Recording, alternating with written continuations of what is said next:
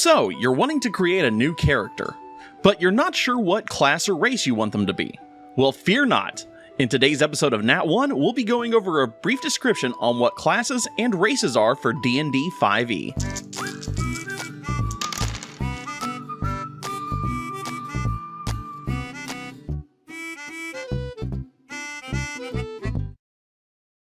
Greetings and salutations, everyone. I'm KrowOfMurderXV.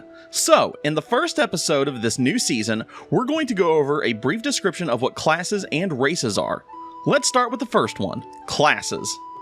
Classes are what your character's role and profession are going to be. In a larger sense of scale, it's what your character's skill set is and what they are destined to do. Your character's class determines your special features, what type of armor you can wear, what type of weapons you can use, and if you can spellcast or not. They also determine what die you'll use when it comes to your hit dice. Now, each class has a primary ability that you'll want to focus your points into, along with 2 proficiencies in saving throws.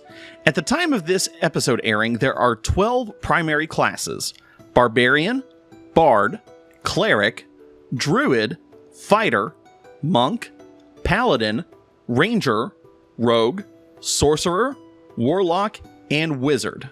There's going to be one exception though. With this series, we're going to be including the Artificer class that comes from the expansion Tasha's Cauldron of Everything. Once you level up your character enough, there will be more options for classes that are known as subclasses, but we'll get into those in later episodes.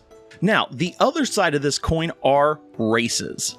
Think of races as the fantasy version of heritage, but instead of someone being African American or Irish, they could be an elf or a dwarf.